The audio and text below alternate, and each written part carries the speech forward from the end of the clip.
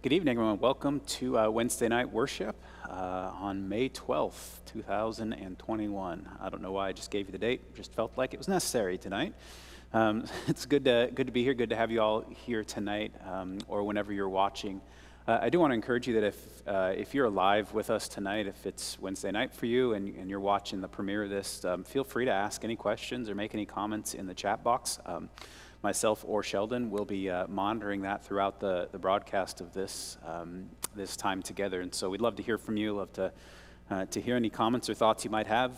Quite frankly, even if you think I'm wrong, feel free to put that in the comments box because that's what this is about. It's about learning, and we learn from one another.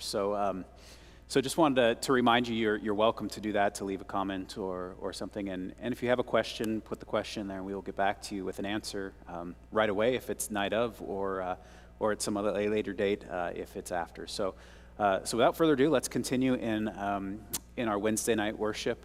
As we have been for the past several weeks, we are in our Mission and Vision series, going through first our mission and then talking about our vision statements as a church. We are on vision number 4, statement number 4, so we'll be wrapping it up, this particular portion of it, next week. But again, just a reminder that that kind of what our vision is based off of is 5 different statements that arise out of this sort of opening statement, that we believe we are called to be a Christ-like community that. And so tonight we're going to be talking about that we are called to be a Christ-like community that lives generously. Again, want to remind you that these statements are not so much statements of fact as much as they are statements of aspiration. That is, they are statements that reflect what we believe and the life to which we believe Jesus is calling us into, things we believe God has in the future and wants us to move into and specifically focus on. And so living generously is an interesting one, at least for me, because it moves us individually and corporately from a mindset of scarcity and protection to a mindset of generosity and giving. Scarcity being there's not enough resources for us to do what we need to do and yet help others. And then generosity obviously being this idea that there is enough and that we can be generous, not simply out of wealth or our overflowing cup, but that we can be generous out of just our very daily bread type of stuff. So we will get into that today. As sort of always, I've kind of got a text that I think illustrates very, very well what we're talking about when we talk about living generously. There's lots of places in the New Testament and Old Testament we can find the idea of God's people called to be a generous people. Text from just how even God sets up and establishes Israel to law, to other texts of just the church being generous with one another. But the one I have today, which comes out of 2 Corinthians chapter 8, I just feel like it really illustrates not only the necessity of generosity or the reason generosity is part of the Christian life, but also gives a fairly good example of Paul encouraging, in this case, the church at Corinth to be a generous people. So, without further ado, I will read 2 Corinthians chapter 8, verses 1 through 15. And now, brothers and sisters, we want you to know about the grace that God has given the Macedonian churches. In the midst of a very severe trial, their overflowing joy and their extreme poverty welled up in rich generosity. For I testify that they gave as much as they were able, and even beyond their ability, entirely on their own. They urgently pleaded with us for the privilege of sharing in this service to the Lord's people. And they exceeded our expectations. They gave themselves first of all to the Lord, and then by the will of God also to us. So we urge Titus, just as he had earlier made a beginning, to bring also to completion this act of grace on your part. There we go. Had to switch slides there. But since you excel in everything, in faith, in speech, in knowledge, in complete earnestness, and in the love that we have kindled in you, see that you also excel in this grace of giving. I am not commanding you, but I want to test the sincerity of your love by comparing it with the earnestness of others. For you know the grace of our Lord Jesus Christ, that though he was rich, yet for your sake he became poor, so that through his poverty you might become rich. And here is my judgment about what is best for you in this matter. Last year you were the first not only to give, but also to have the desire to do so.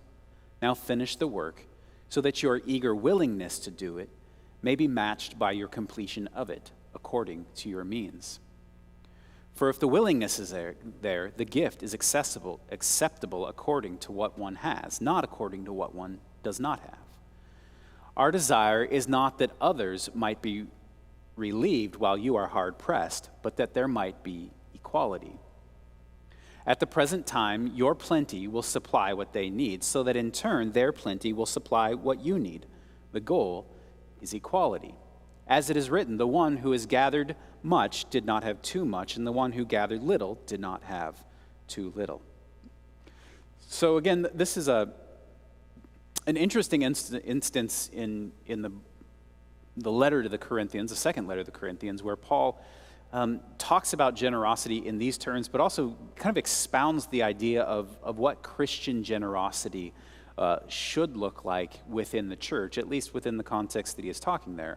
And so it's a good way for us to kind of explore what it means to be generous, a generous people, both individually and corporately, as the church of Jesus Christ, as we live in this world. Now, it is important to note we live in a vastly different time than Rome and Corinth. Our context is very different. It's always important to note that because there are just differences that we need to note and be aware of, and know that we're never going to find one-to-one correlations, like we need to be exactly like them. What's going on is reading this in a way that is descriptive of the ways in which the church can be generous and is called to be generous, rather than saying we must be generous like the church at Corinth or like the church at Macedonia, for that matter. So just keep that in mind as we go through all of this tonight. Keep in mind the textual context, and that we certainly live in different contexts, and so we have to take the ideas that Paul gives here, and we have to understand and try to understand how we live that out in our day and in our time and in our context. Things are much different now. And so we have to figure out, what does it mean to live generously by these kind of principles, these ideas, by these urgings from Paul? How do we live them out in our own context, in our own world? All right, so the first, we'll talk about the first few verses. And now, brothers and sisters, we want you to know about the grace that God has given the Macedonian churches. In the midst of a very severe trial, their overflowing joy and their extreme poverty welled up in rich generosity. For I testify that they gave as much as they were able, and even beyond their ability, entirely on their own. They urgently pleaded with us for the privilege of sharing in this service to the Lord's people. And they exceeded our expectations. They gave themselves first of all to the Lord, and then, by the will of God, also to us. So we urged Titus, just as he had earlier made a beginning, to bring also to completion this act of grace on your part. So Paul begins in a rather interesting way, as at least I kind of look at this, is he compares the Corinthian church with the Macedonian church. Now on this slide, you'll see a graphic or a little bit of a map here. You might notice that at the bottom of that screen, kind of in that dark brown, is the province of Achaia. So it's the Roman province of Achaia, where Corinth itself was located. If you notice, there's kind of that, I'm trying to think, that's the Isthmian Sea in there, but there's kind of this jutting in, this body of water, and Corinth is right kind of on that narrow strip of land, kind of between what is kind of mainland Greece there and the Isthmian Peninsula, which is where Corinth is located. And then you'll notice that Macedonia is just kind of one province north of Achaia, of Corinth. So what might be going on here is sort of some friendly rivalry. There were great rivalries between cities and between places in those days, and so perhaps Paul is sparking that. But perhaps in sort of the circuit of Paul's of Paul's journeys and maybe even in the collection the collection that Paul is taking up for the Jerusalem church. It just so happens that Macedonia is the previous kind of place where he would have visited, and that on the way back, or Titus would have visited, and on the way down to the Isthmian Peninsula and the churches in Achaia, specifically Corinth. But what Paul does is he begins by holding up the Macedonian churches as sort of an example of what extreme generosity in the church looks like. So he begins by saying, they gave, even out of their poverty they gave. And they gave freely, and they gave eagerly, and they demanded, they pleaded with us in order to do all. So Paul is setting them up as sort of the example of faithful generosity that the people at Corinth could follow. Or again, maybe Paul is doing what sometimes happens, right? A friendly rivalry is sometimes a good thing. Some of you might be familiar and might have been in VBS settings where the boys are against the girls, who can raise the most money, right? So that kind of idea might be at play here. But I'd like to give Paul a little bit more benefit of the doubt that he is using this as a sort of rhetorical device, but also as a way of just saying, this is a people who were generous and giving this positive example of how people are generous and how even in rough times people can give. So Paul frames what is going on in Macedonia as an act of God's grace, which I find very, very interesting because he doesn't really say to whom this grace is directed at this point, right? So it's an act of God's grace.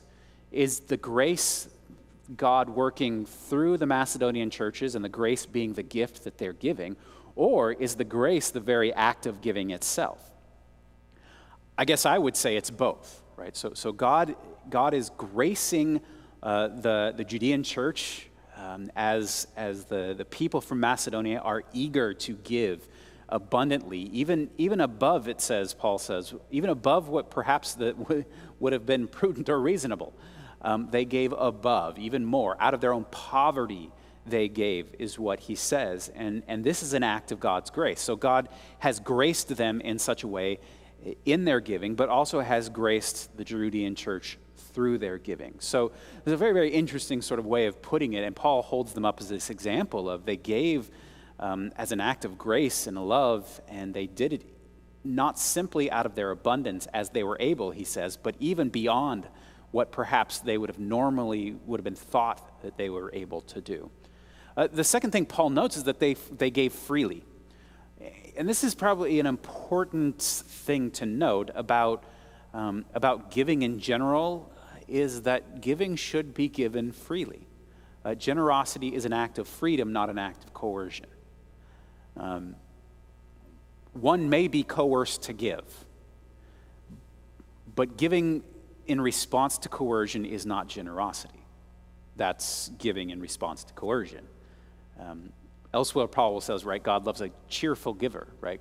Paul doesn't say don't give if you're unhappy about it. Paul basically says give and be happy about it, that it's an act of grace. Both God graces you, right? It's an act in which we receive grace as we give, but it's also a grace to others as we give. And generosity has to be free. Otherwise, it's not generosity, right? Generosity has to be free, otherwise it's a command or a demand. And Paul will get into this a little bit later as he talks to the Corinthians, right? I do not command this of you, but he urges them to be generous as the example was set by the Macedonian churches who gave freely and gave abundantly. And I want to use abundantly very carefully, not abundant in amount, but abundant in proportion to what they were able to give. Right? So their giving was abundant because, proportion to what they have, they gave generously. They didn't give sort of holding things back or saying, I can spare a dime. They gave saying, prompted by the Spirit, God has called us to give, we will give abundantly and cheerfully. And then there's also eager. So if it's not even just free to give, right, there's the eagerness, which is sort of that cheerful giving that Paul will talk about in the Romans. But not only did they eagerly give, but Paul says that they pleaded for the opportunity to give. So in my mind, how this works out is that, maybe Paul or perhaps Titus or Timothy, whoever is going through the towns in Macedonia, doing what they do, overseeing the churches, talking to them, checking in with them, but perhaps not asking for money for them, knowing the situation they were in. Right? So sometimes we know the situation someone's in, and we don't ask for them to give money because we know they don't have it to give, right? That kind of idea. So I'm wondering if that was at play here, and yet the churches in Macedonia, hearing about what God was doing, hearing that Titus was taking a collection from the churches maybe in Achaia, right, from the Roman church, the Athenian church, whatever it might be, and instead of going, oh yeah, you're right, we don't have much money, sorry, we can't give at this time, they say, no, we want to give. And so they plead for the opportunity to be a part of this offering, to be a part of this giving. So perhaps there's letters to churches in Macedonia that we don't have that Paul wrote, where Paul wrote, well, we're taking up this collection, and obviously if you don't have the funds, don't give, don't go into poverty because of this. But the people of Macedonia were saying, no, we want to give, we want to be a part, we want to do anything we can, we do our part in order to help the churches in Judea at this particular time. And so that's there. They were eager to give, they pled, they didn't just respond to an invitation, if an invitation was present to them at all, but rather they were eager and pled, demanded or begged to take part and to be able to show their generosity. And I want to really frame this as, especially when we're talking about Christian generosity, this is something that arises from the work of God in us, right? And I think Paul wants to use it in that, not that they were competing with anybody, but that they were prompted by the Spirit of God to give in this way and desired to do so, and Paul and Timothy and Titus were not going to allow them to miss out on that if God was prompting them to do so. And so they allowed it. All right, Sheldon, thoughts, questions?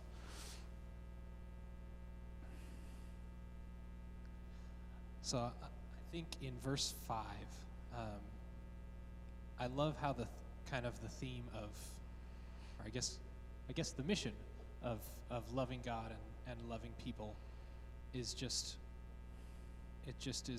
everywhere throughout Scripture and everywhere throughout these vision statements that we're talking through.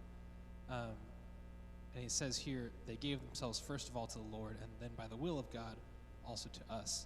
And I think there's a difference between generosity for generosity's sake and generosity by the will of God, and by the power of the Spirit. And in this scenario, I think that this aspect of being poor, being in poverty, speaks a lot to that, because I think outside of the knowledge of the grace of God, outside of the will of God, people can be plenty generous. But I think it's a whole lot easier when you are outside of that to realize, oh, I don't have very much. I have nothing. How can I give anything? And come at it more with that attitude and that spirit. But because they were first giving themselves to the Lord, then that generosity to others just it flowed out of that. It was the manifestation of God's generosity to them. And so I just think that is a beautiful picture of that statement of love God, love people, just in action here. Yeah. I'm sort of speechless after that. I think that sums it up very nicely. But I think you're right. When you add God into the mix, we give out of the prompting of the Spirit. And so it wasn't like, the Macedonian Christians were like, well, those Corinthians have a lot of money, so why don't they give? They could cover it. What they did is they saw the need, prompted. I'm reading between the lines, but I think it's appropriate. They gave themselves to God first, and they said, we want to be generous. Whether we can give a lot of money is not the point. We want to give. We want to participate. And so it wasn't, we'll see how much the Corinthians give, and then we'll give what we can. It's, we'll do this, and we'll be generous with it because God told us, right? Because God asks us to. And so then Paul's able to kind of catch that and even push that to the Corinthians and say, like, look what they did. They didn't ask if if you guys were pitching anything in. They said, we'll do what we can. We'll do all we can to pitch in. In fact, begged in order to be a part. And then he says in verse 5, they exceeded our expectations. And this particular part of the mission vision, I feel it's necessary for me to say, this church consistently exceeds my expectations in this area, right? That when there is a need, this church comes through. I've seen it. We don't have we're not flush with cash, and certainly our people aren't either. But every time there's a need, the need gets met, and it consistently exceeds my expectations, which would be hard to do because I keep upping my expectations every time they get exceeded. But this church is wonderful corporately in meeting those kind of needs. When they see a need, they're more than willing. It's kind of the same way, right? They ask to be a part. Yeah, Kayla and I have definitely talked multiple times about that as well in coming here. That in full transparency, I took a pay cut in coming here from my previous job, and there have been countless ways where that has not mattered because of the generosity in other ways of the people of this church. So thank you. You're welcome. Hopefully we can make up for that pay cut sometime. It's my goal anyway. We can edit that out in post. All right, moving on. But since you excel in everything, in faith, in speech, in knowledge, in complete earnestness, and in the love we have kindled in you, see that you also excel in this grace of giving. I am not commanding you, but I want to test the sincerity of your love by comparing it with the earnestness of others. For you know the grace of our Lord Jesus Christ, that though he was rich, yet for your sake he became poor, so that you, through his poverty, might become rich. I forgot to tag the end kind of the last section we did here, but really the first thing that happens as Paul addresses the Corinthians, he says, and so I'm going to send Titus to you. Right? We know that Titus was a companion of Paul, was one who traveled around with him. Some people think maybe he was, they're writing, he was a scribe for Paul, all sorts of things like that. But he was another sort of eventual overseer of the church, right? And so Paul sends Titus, we think perhaps because Paul is still in prison, but sends Titus to, as Paul says, finish what he started. So Titus presumably had perhaps been around the churches and had presented this idea of the collection for the church in Jerusalem, perhaps. We know that Paul addresses this elsewhere in lots of different letters. I believe he addressed it in 1 Corinthians, now about the collection I told you about, right? And so perhaps what's going on here is Titus has been with the Corinthians, and they have expressed this joy, this eagerness to be a part, right?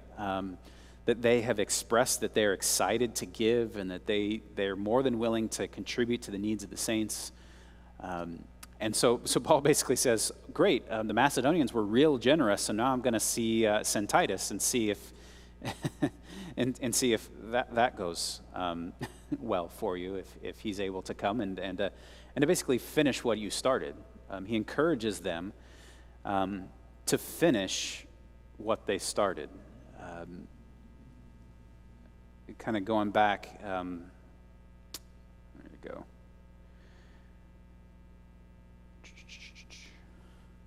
Going back there to verse 6, we urge Titus, just the earlier made a beginning, to bring also to completion this act of grace on your part. Again, Paul puts it back in terms of an act of grace, right? But asks basically, Titus is going to come collect on what you have promised. And so in that, and again, it's kind of hard. It's hard to read into the situation to know exactly what Paul's talking about, what he's addressing here. But perhaps he's, again, just prepping them. Perhaps they forgot about it. Perhaps they just hadn't gotten around to it. Or perhaps Paul doesn't know. He just knows what's happened in Macedonia, and so he's passing that on to the Corinthians, saying, hey, the Macedonians did great, and I expect the same out of you. Not expect as in sort of a do it or else, but an expect of I just expect, I know that you're wonderful people. I know that you're giving and gracious and kind and loving. And so I expect that you will finish what you started, that what you said you would do, you will do. And so he goes on and he says, I know that you excel in all these sorts of spiritual ways. And so I would expect that you would excel in generosity as well. So again, we can read this sort of in the cynical way that Paul is doing this as rhetorical device to shame them somehow, right? You say you're so spiritual, well, let's see it, right? It's possible that that's what's going on. There's some of that here. Paul is by no means shy about correcting the churches to whom he writes, and the church at Corinth would be no exception. He's said it oftentimes, right? We know that he has corrected them a lot in this previous letter. But again, it could be, again, a commendation that Paul says, I know that you excel in these spiritual things, that you desire deeply to be spiritual people. You seek after spiritual things. You seek after God. You seek after Christ. You seek after being the people God has called you to be. And so I would expect that just as you have sought the greater gifts, right, from 1 Corinthians, so too you will excel in your generosity. And so he sets that out as an expectation for the people. Now that they know that Titus is on his way, right, they can get their act in order. They can make sure they have collected everything that they promised, and then they will give it. And so I'd like to think this as Paul has high expectations of these people and is just merely expressing the positive things he knows about them. Now, that may not be true. I mean, that may not be what he's doing.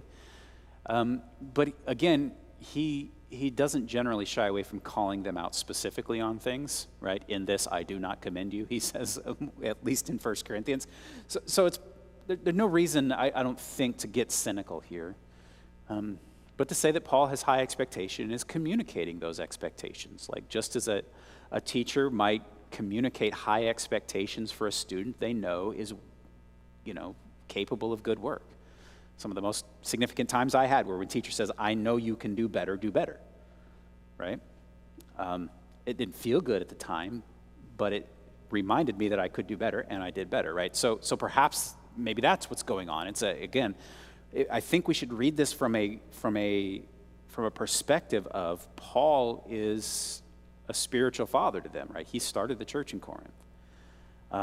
And so it's not as if he's coming in from the outside and dictating what they're doing. He's being that spiritual father, setting high expectations. I believe you can do this, right? I believe you are generous people, be generous. So I think that's what's going on. But then he goes on further and he says, basically, I want to test you in this, right? This is a test for you, right? Matching, can you match the generosity of others, right? I am not commanding you, but I want to test the sincerity of your love by comparing it to the earnestness of others. Now, in the parenting classes I've taken, I shouldn't compare my children, which is what Paul seems to be doing here. But again, perhaps this friendly competition, this idea of you say you're spiritual, show me you're spiritual, right? Look how earnest they were about it. Are you going to be earnest about it? They took it seriously. Will you take it seriously? Good parenting strategy, I don't know. But Paul at least is honest about what he's doing. I'm testing you. What is also interesting, however, is he says, I am not commanding you. Right? So Paul doesn't lay down the law here. He's not saying this is how it has to happen. You will be generous. Because again, forced generosity is not generosity. But Paul says, okay, you say you're generous. Are you generous? Let's see. Here's what happened in Macedonia. They were generous. Can you match that earnestness, that generosity, that free giving? Can you do that? Like you said you can. And so it really is a test for them. Again, good, bad, or indifferent, it's a test. This is how Paul presents it to them, saying, can you meet this expectation? Can you rise? Can you get an A? Whatever the case may be, right? Whatever language you want to use. And then he sets forth Jesus' example, right? Because all of this comes out of not good practice or best practices or anything else. It comes out of Jesus' example. Jesus made himself poor. He directs us directly at the Corinthians, for your sake, so that you in your poverty might become rich. So all of this comes out of the example of Jesus. We are generous not because we're such wonderful people. We are generous because we recognize the generosity of God, the lengths to which God has gone to grip us, to save us, to put us on right paths, and we see others in a different light because of it, as worthy of help, of worthy of love. And we see, again, to use Paul's language elsewhere, that our lives are no longer our own, right? We are bought with a price. And if that's the case, then we can be a little more free with what we have because it's not really ours anyway. But also this idea of, right, Jesus gave of himself in sacrificial ways even for our sake. And so we are called to live as he lived, to walk as he walked, and to do the same. So we follow Jesus' example here. In order for it to be Christ-like generosity, it has to be like Christ, right? Christ-like. And that's what we're called. We're called to be a Christ-like community that lives generously in Christ-like ways, which means also, by the way, this particular context is generosity money, right? A collection is generally money. But when we look at it in Christ-like ways, Jesus didn't give us money. Jesus gave us something else, right? Gave his very own life for us, his time, his energy, his, right, whatever you want to call it. But Jesus' generosity towards us, God's generosity towards us, is not something monetary per se. And so it's helpful for us to not simply think of generosity as financial. There is a portion of generosity that is financial, right? That is often the easiest and most convenient way for us to be generous. But it's certainly not the only way for us to be generous. Sheldon.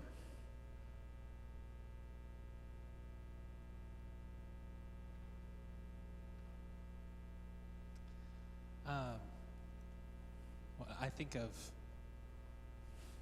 as far as this testing goes, and the fact that Paul says, I'm not commanding you,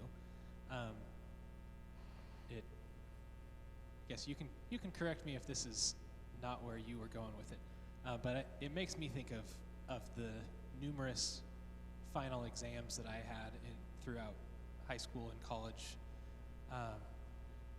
of the night before, sometimes the morning before, studying so that I had memorized these right answers, and then the time for the test comes and I remember them, write them down, pass my final, and minutes, hours later, there's no way I could recall what I had just studied and pass on the test. And that's kind of how my mind is working as I read these words from Paul, is like, okay, all of these things that I have written to you before, like, you're doing a great job, but, like, is that just because I wrote telling you to do it this way? Like, can you actually prove that you can do it without my words on your mind, kind of a thing? Sure. I don't know if that is accurate or not. What do you think? Why not? It sparks something in my mind that Paul wrote, and I can't remember where it is, so I won't try to quote it for fear of getting it massively wrong.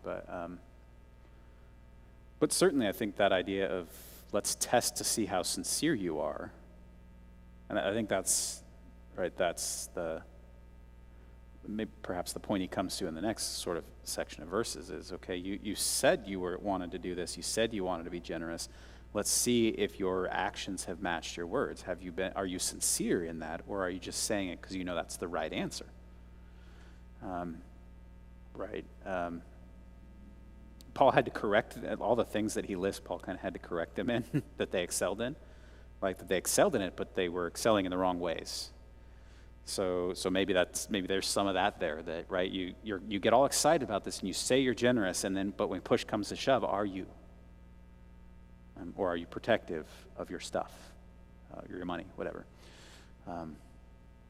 So that might be, yeah. Let's see really what you've retained.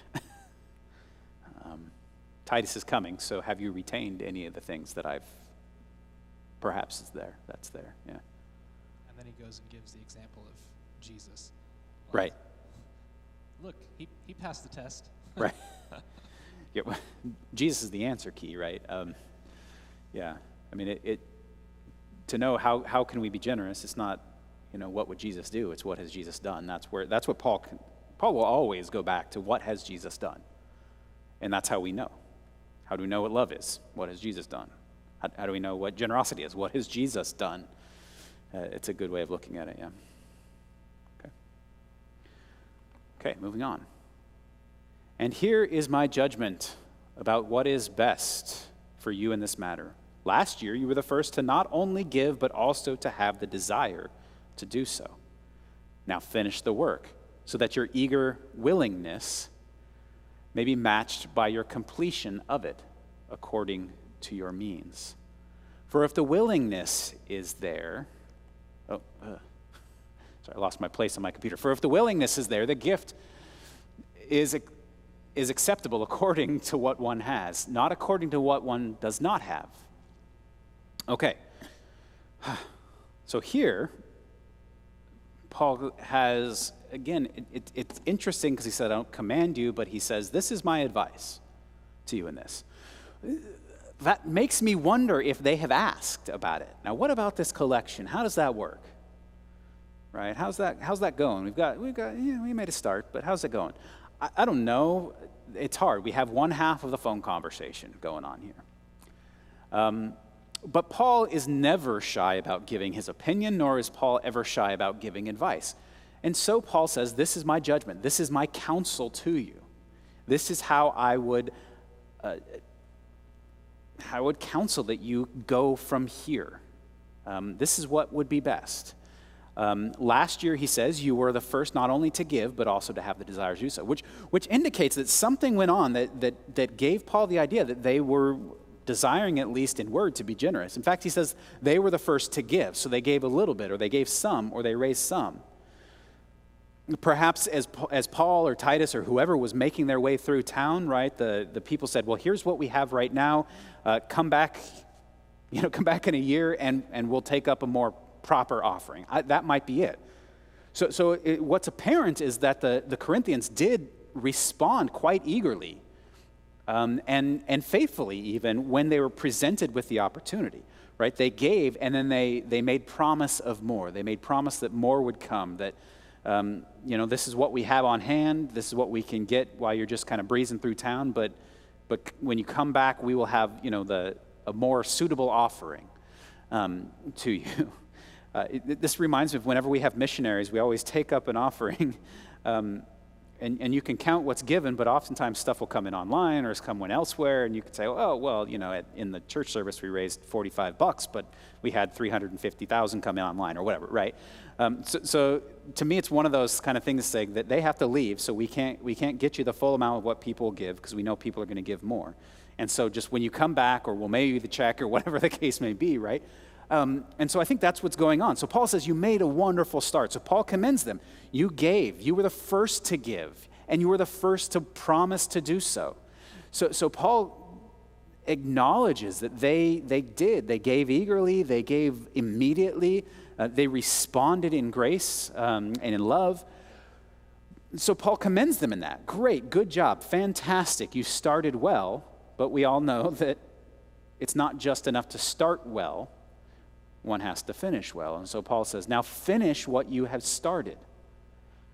Since you started such a wonderful way, go ahead and finish now.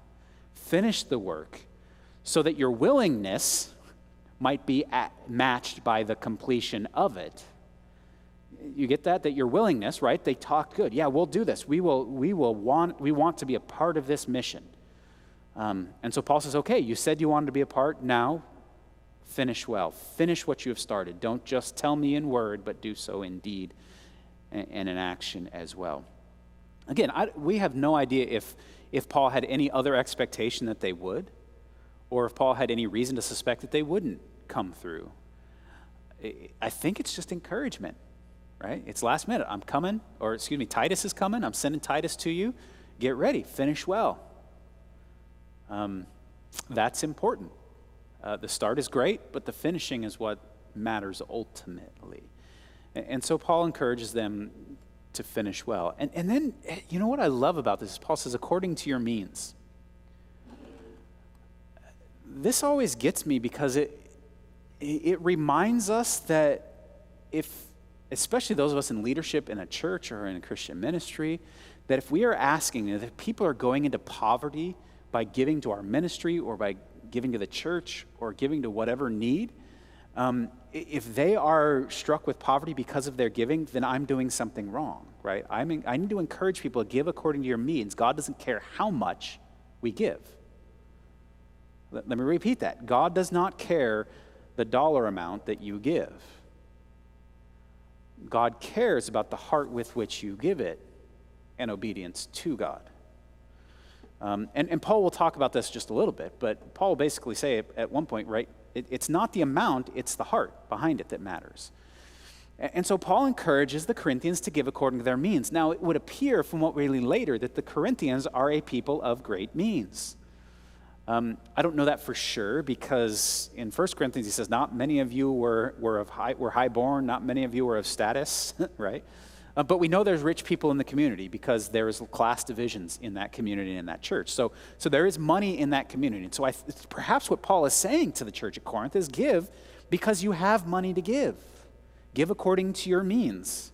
But the advice is not, here's the dollar amount, here's the pledge amount that we're expecting from you, right? If you sow to $300, God will bless you. That's not what Paul is saying. Paul is saying, respond to the grace that God has given you, respond in grace to others, and do as God is asking you to do, according to your means. Don't go into poverty. I'm going to mention this very brief, well, probably not as briefly as I'd like to or I should, but we often, when we think about giving, refer back to Jesus and the widow's mite, right? She gave her copper pennies, and that was everything she had, and she gave it to the temple, right? She gave it to God. And we often hold that up as like, she gave everything she had.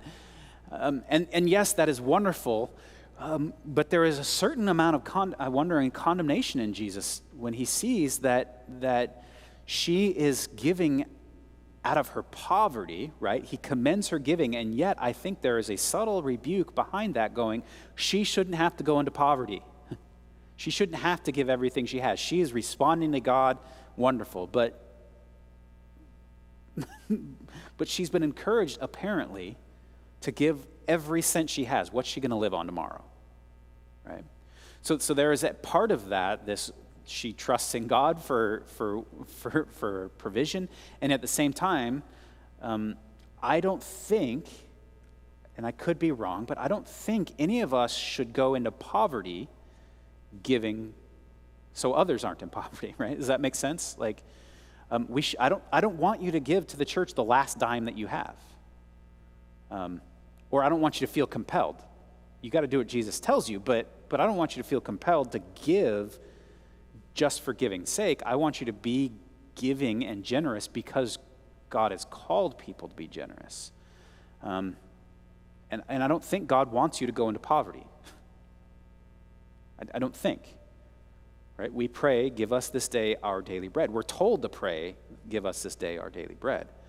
And so according to your means, to me, indicates this.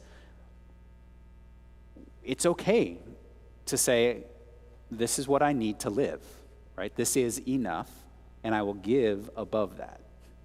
It's okay. The question is, what is enough, right? And really figuring that out. We're not good. I'm not good at figuring that out. Americans aren't good at figuring that out.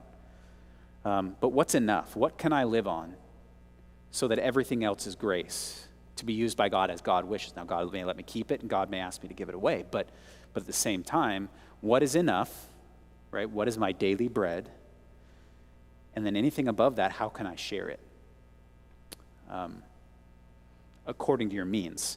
Most of us probably have more means to give than we think we do. I certainly do.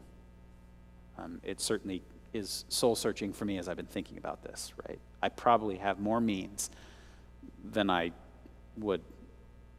I have skis. Skis are not of ultimate importance. I don't need to buy a new pair of skis, right? I don't need to save money for that. That's not a necessity for me. And so when I say, well, I've got this money in my ski fund, well, that should be free to be used as God wills. Or it may be something else, right? My entertainment fund, my eating out fund, my Starbucks fund, whatever it might be. Right? Okay, I'll stop there. Yeah, I think that part, according to your means, is in some ways it's a little bit of like, a little bit of a relief, but then I think he follows it up with a reason for like, but don't make that an excuse. Right. That we'll get to that in just a second. Yeah. But there in verse 12, it says the gift is acceptable according to what one has, not according to what one does not have. I think this, at least for me, this goes right back to what we talked about last week with the participatory worship and being a part of the same body, and each of us being unique in that.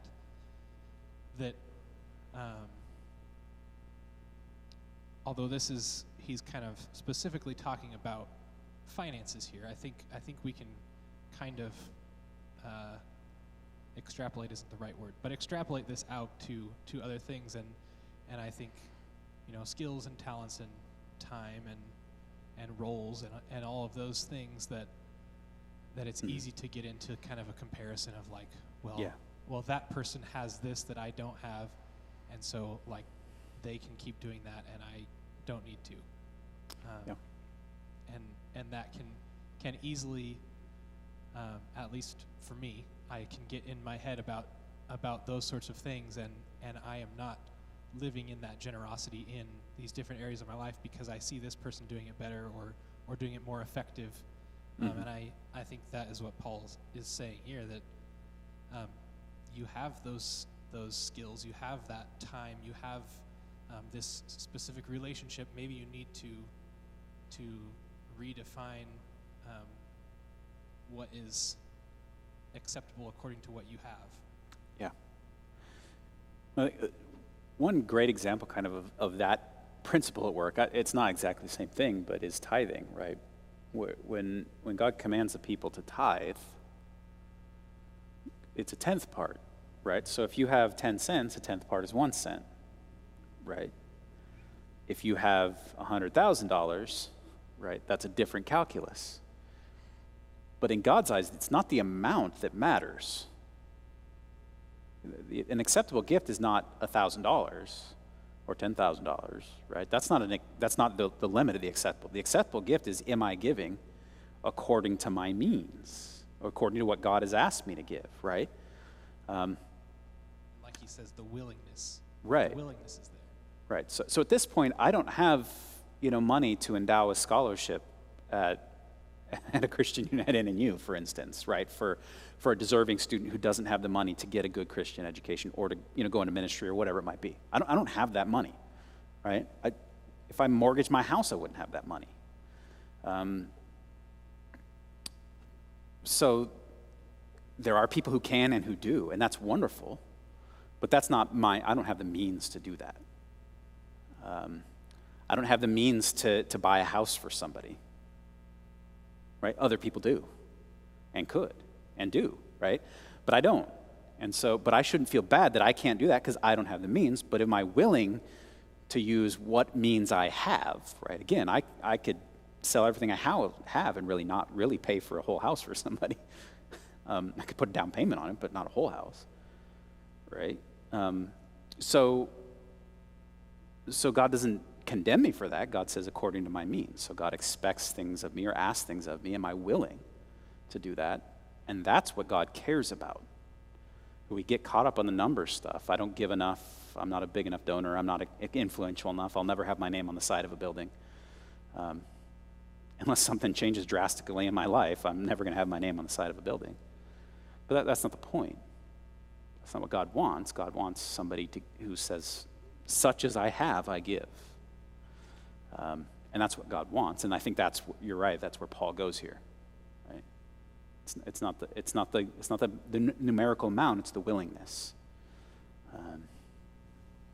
And if you're willing, then you'll give what God asks, which is oftentimes very generous, I think.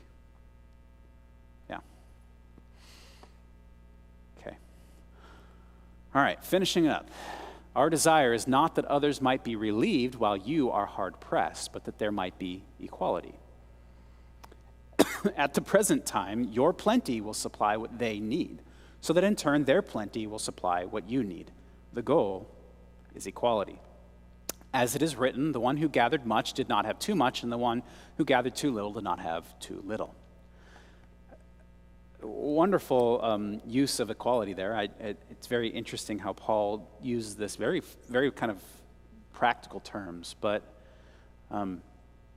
Paul mentions equality twice. That the point is not, right, that they be raised up and you be in poverty, but rather that they not be in poverty. It's equality. It's putting you on equal footing. In our more modern terms, we would call this equity, right? That some give more so that others can be raised to a standard of living that is equitable, so that they can have same advantages, right? It's a well-known fact that kids who do not eat well at home, right, who don't have food at home, do less well in school, right? So they are behind not only because they're not being fed, right, but that they're not learning what they need to learn. So even as it is, they're not where my kids are because my kids have food every day. And so the goal is to bring them to be able to flourish and take advantage of any opportunities that are offered them in the same way that my kids might be as a white upper middle class male with white upper middle class kids. The goal is equity, so that others have the same opportunities we have. This is justice talk, and maybe that's a different subject for a different day, but that's what Paul is talking about here. Paul is saying they are in desperate need, and so I am asking, not that you go into desperate, not that you sell all you have and live in the dust so that they will have a nice house, but out of your excess, right, out of your abundance, give so that they can have their daily bread. That's really what Paul is saying. It's equality. And again, Paul mentions here, out of your plenty, out of your excess, as you are able. Paul is not, again, here at least saying, you don't have to go broke doing this. I'm just asking you to be generous with what you have, with the means at your disposal. And again, that's different for different people, but Paul's saying, I want you to give out of your plenty. You have plenty. You have food on the table. You this, that, and the other thing. I want you to give out of that so that they might have bread for the day. And really the question that brings all the time is, when's enough, right? Enough is enough. The idea that Paul, I think, presents and the Bible really presents for us as people is that God will always provide enough for us. That this earth and all of creation, there is resources enough for everyone. But what happens is, especially in the Western countries, and America is probably pretty high on the list of people, of nations who do this, is we look and we say, it's not just enough to have my daily bread, but I need my daily bread in case I don't have daily bread tomorrow. We live out of this myth of scarcity that at some point there won't be enough for everybody. So I may have enough for today, but I have to save up so I have enough for tomorrow and for the years ahead and blah, blah, blah, blah, blah. I'm not trying to cast aspersions on 401ks. I'm not sure what God thinks about that yet.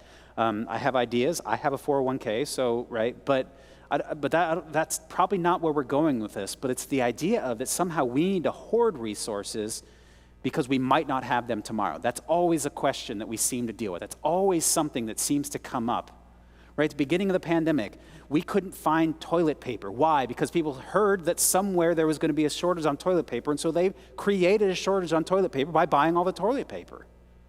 Right? That is living out of the myth of scarcity, that someday there won't be enough, and so I need to get all of I have. I need to have a garage full of Charmin because somehow all the trees are going to get cut down and we're not going to have toilet paper anymore. It's a myth of scarcity. And that's how we act. That's how people act. That's how Americans, and it's not just Americans, but that's how Western people act. We live in the myth of scarcity. That's how our world acts. right? There's not enough to go around, and so we need to gather all we can. We need to hoard what we can because we might need it, right? So until recently, the United States had millions of doses of a vaccine that haven't been approved, that we haven't approved, that we're not moving, at least, I don't think so, to approve, because we might need it. When other countries needed it now, not later, right? There's enough being produced of Pfizer and Moderna and Johnson & Johnson for us. We don't need AstraZeneca in this country, not yet. But we have these doses that we were saving, right? That's the myth of scarcity. Others need it. India needs it. I think they've been released now, but like, other people need them. Mexico needs them. Are we willing to say, I may not have enough tomorrow, but I've got more than enough today? And if I have more than enough today, I will share out of my excess because I have enough for today. I have my daily bread, so to speak. This is hard teaching. It's hard for me. I get passionate about it, but it's hard for me to do because I'm a saver. I want to have enough for the rainy day. But Paul's basically saying this is about reciprocity. So for us in the church, how it ought to work is we have faith in two things. We have faith in God. We believe that God will give us this day our daily bread. But we also have faith in God's church to say that I believe that if I am generous to provide for the needs of others, let's just say for now in the church, as they need it now, there may come a time in the future where I need it. And if we get there, if there comes a time where I don't have enough, my daily bread, that person now has enough because I helped them, because they got through, whatever the case may be, and they can now help me. It's reciprocity.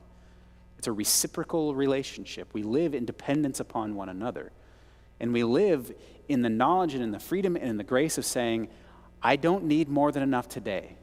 If I have enough, my excess I can share in the sincere belief that God calls the church community to take care of one another. That if I'm in need tomorrow, I will be taken care of. I may not have more than I need. I may not have a Lamborghini in the garage, right? But I will have my daily bread because of this reciprocal relationship in the church and with the people of God. And I believe it should extend beyond the church. But it's this idea of reciprocity, right?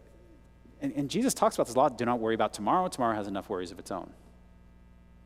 He teaches his disciples, give us this day our daily bread, right? Our daily bread. Thinking here and now, because the future is always what ifs. And again, I'm not talking about being irresponsible. I'm just talking about how tightly we hold to the things that are ours or we think are ours that we don't need, that we could share. We'll get into this a little more next week as we talk about the early church community, about how, and none of them was in need, because if there was a need, the people met the need however they could. They sold houses or they sold land or they sold whatever so that the person who was in need wouldn't be in need, believing that those things were less important than the people in front of them, and that God would take care of them, or that the church would also take care of them. Okay. Done with my soapbox for today. Yeah, it's such a good idea, such a good way to view and understand this. But it's a whole different thing, and I think a much harder thing to actually do it, especially when we are the ones who might at some point be in need. Yeah. Because none of us wants to be the one in need. And so it's hard to give up the kind of assurance of, like, if I continue to hold on to this and I store it up and I save it and I invest wisely, then I will never be in need. Mm-hmm. But that's a good thing, but that is not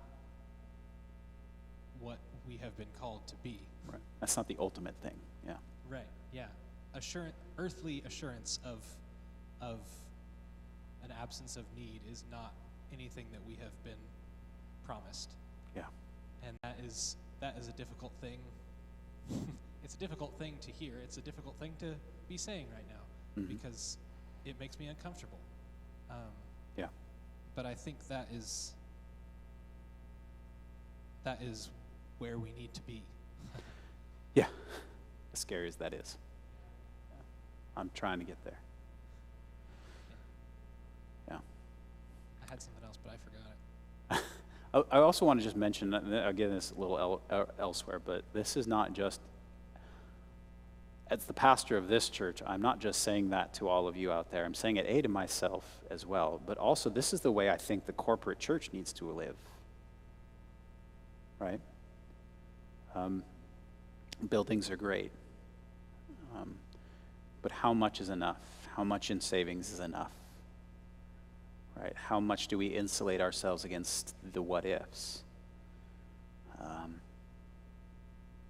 And the problem with that thinking as it gets down the road is that just becomes more and more and more and more. We have to protect, I don't know, our payroll or our building or our, and how far does that go until we're saying, well, we have these future plans now that we have to protect. We have to protect the building we want to build or the staff we want to hire.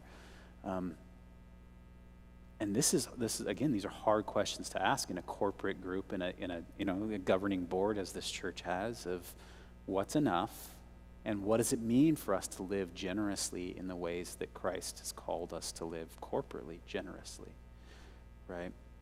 Are we nimble enough to where if we see a need, we can meet it without going, well, that's going to eat into our X, Y, or Z. So this call, this living generous, is not just for telling you all to tithe more. That's not what this is about. It's about calling you, me, and us to be formed in different ways, which isn't easy. So I'm going to move on because. Oh, did you have something else? I was just going to throw in that there's definitely the tension at play of being good stewards and also living generously. Right, yeah. Like when I think of the classic example of seeing someone on the side of the road that is asking for money or asking for food. Right. And there's the tension of wanting to live generously and wanting to give them whatever they need, but also wanting to be a good steward and saying, well, what if they spend it on X, Y, and Z instead?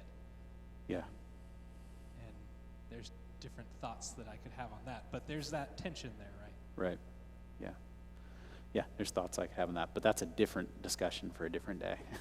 All right, so living generously, broadly speaking. So here's some of the things I think are at play for us as we think about what it means to live generously. First, we need to recognize what's enough. Again, I think there's a reason Jesus asked to pray for our daily bread. That's what's enough. Do I have bread for the day? Do I have what I need to live, to survive? And anything above that is sort of fair game for God to say, this needs to go there.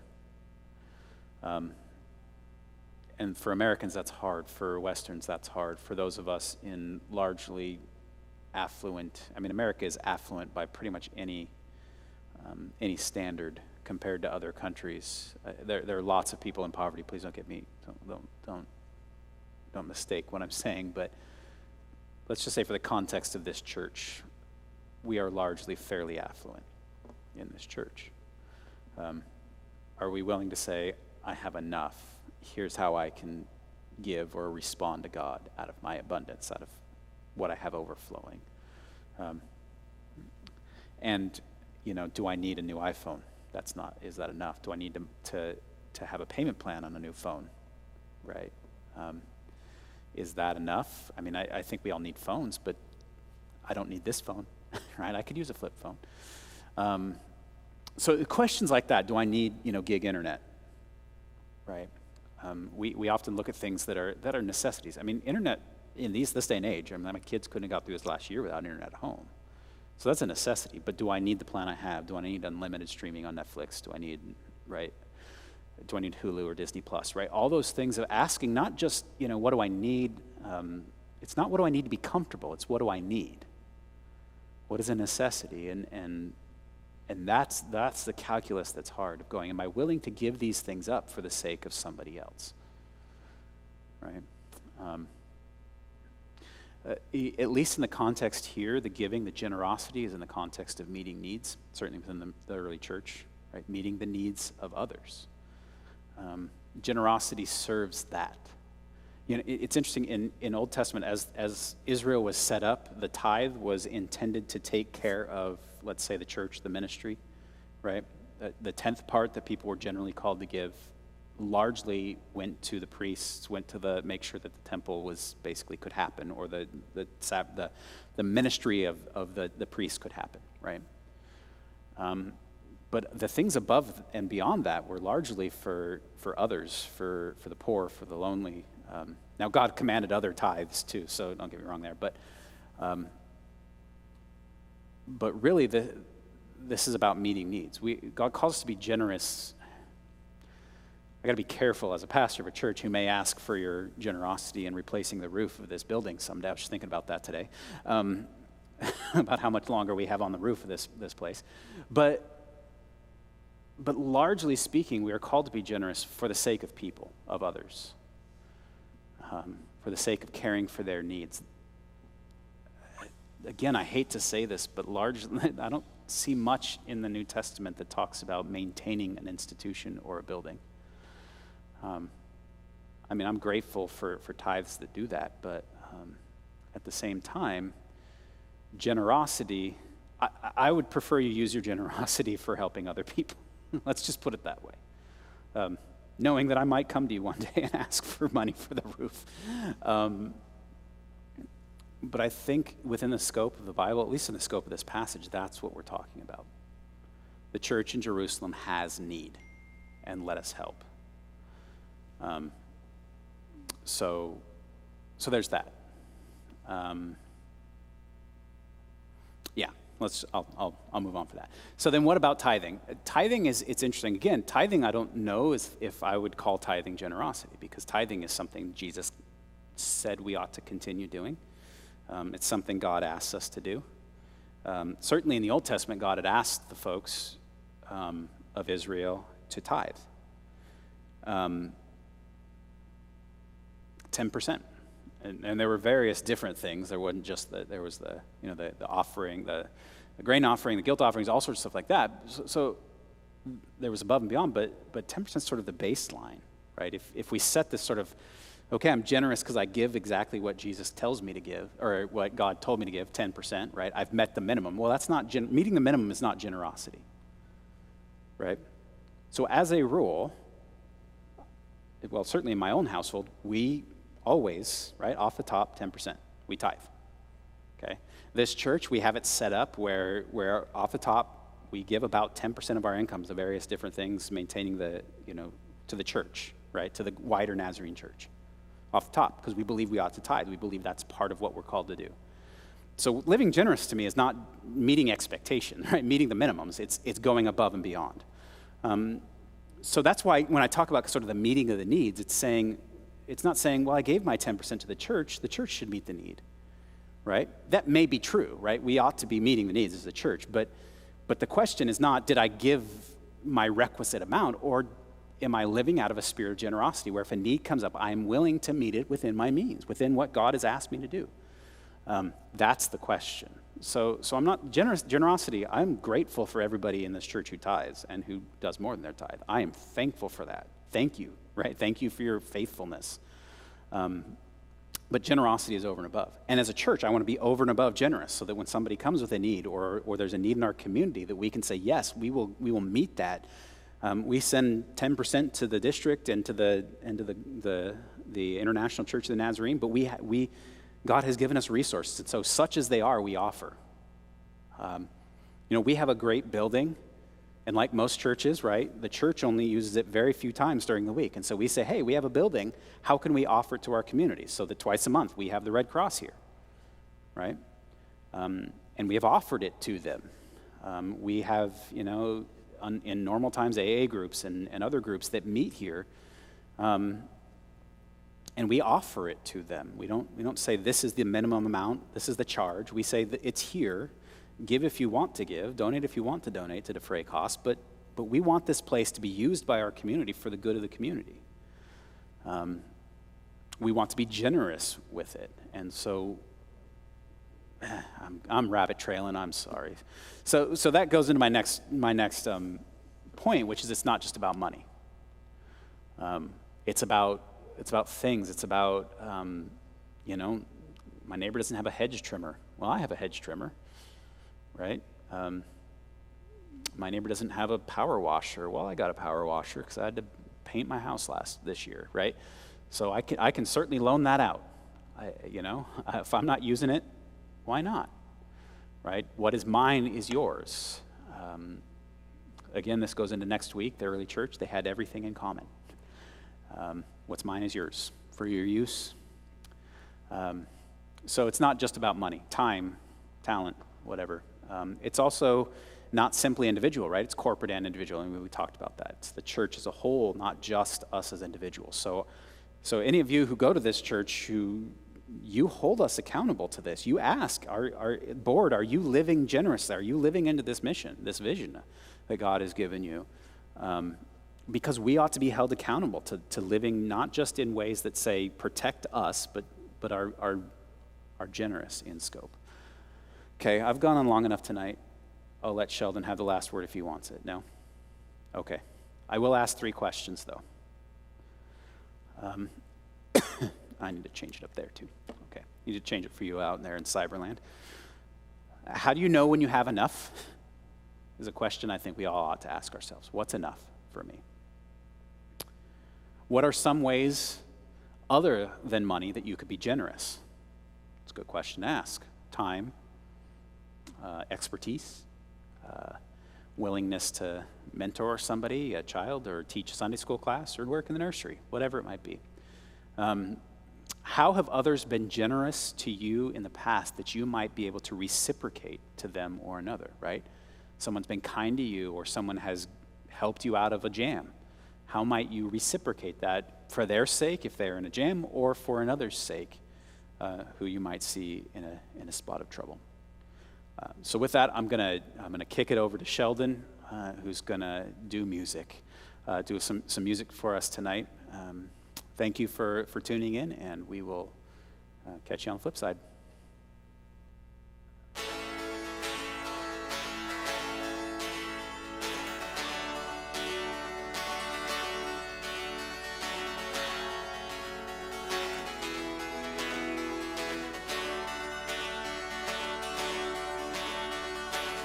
Who breaks the power of sin and darkness, whose love is mighty and so much stronger, the King of glory, the King above all kings. Who shakes the whole earth with holy thunder, who leaves us breathless in awe and wonder, the King of glory, the King above all kings. This is amazing grace. This is unfailing love, that you would take my place, that you would bear my cross. You laid down your life, that I would be set free. Oh, Jesus, I sing for all that you've done for me.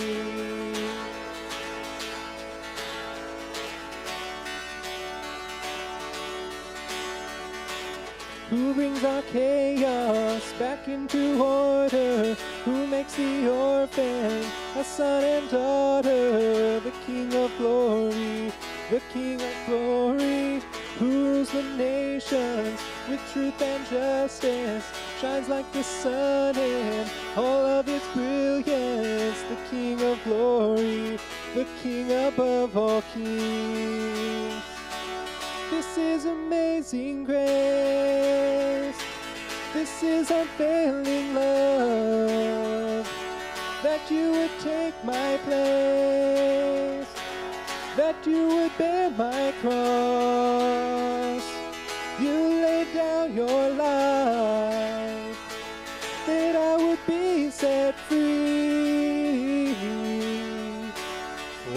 Oh, Jesus, I sing for all that you've done for me.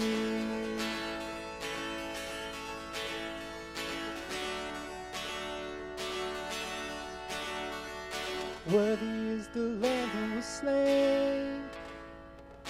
Worthy is the King who conquered the grave. Worthy is the Lamb who was slain. Worthy is the King who conquered the grave.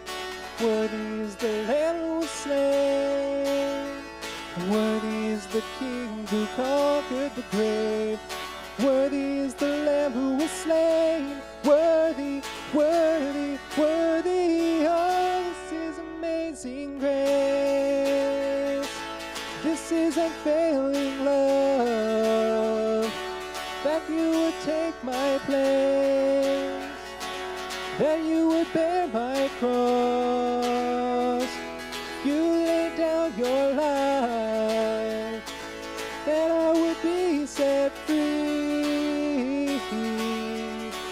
Oh, Jesus, I sing for all that you've done for me.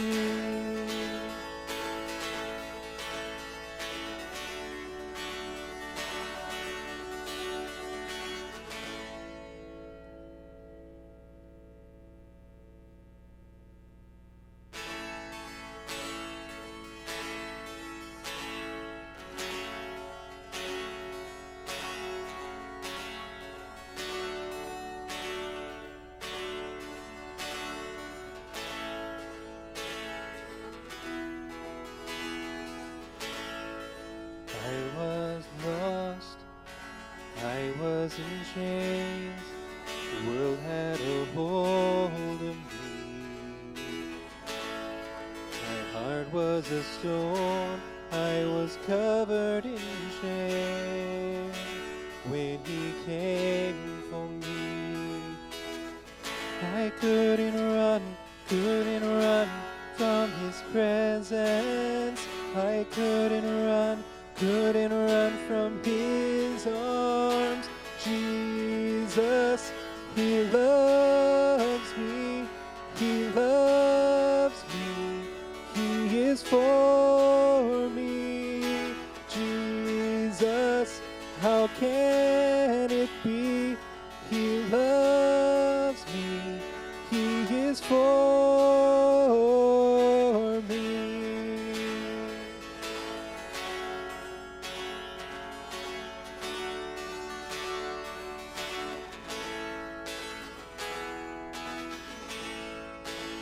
It was a fire deep in my soul. I'll never be the same. I stepped out of the dark and into the light when he called my name. I couldn't run from his presence. I couldn't run from his arms. Jesus, he loves me, he loves me, he is for me. Jesus, how can it be? He loves me, he is for me. He holds the stars and he holds my heart with healing hands that bear the scars. The rugged cross where he died for me, my only hope, my everything. Jesus, he loves me, he loves me, he is for me. And Jesus, how can it be? He loves me, he is for me.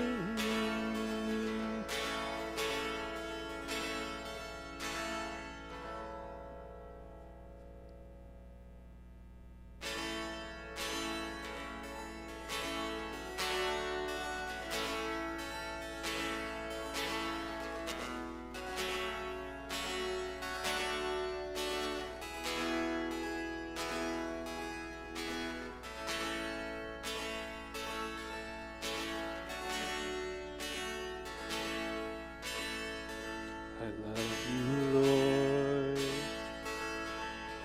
for your mercy never fails me. All my days I've been held in your hands. From the moment that I wake up till I lay my head, I will sing of the goodness of God. All my life you have been faithful. All my life you have been so, so good. With every breath that I am able, I will sing of the goodness of God.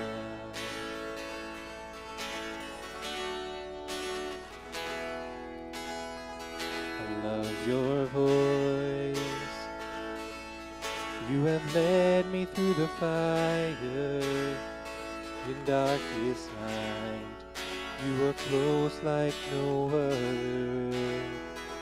I've known you as a father, known you as a friend. I have lived in the goodness of God. All my life you have been faithful. All my life you have been so, so good. With every breath that I am able, I will sing of the goodness of God. Your goodness is running after, it's running after me. Your goodness is running after, it's running after me. With my life laid down, I'm surrendered now. I give you everything. Your goodness is running after, it's running after me. Your goodness is running after, it's running after me. Your goodness is running after, it's running after me. With my life laid down, I'm surrendered now. I give you everything. Your goodness is running after, it's running after me. All my life you have been faithful. All my life you have been so, so good. With every breath that I am able, I will sing of the goodness of God. I will sing of the goodness of God.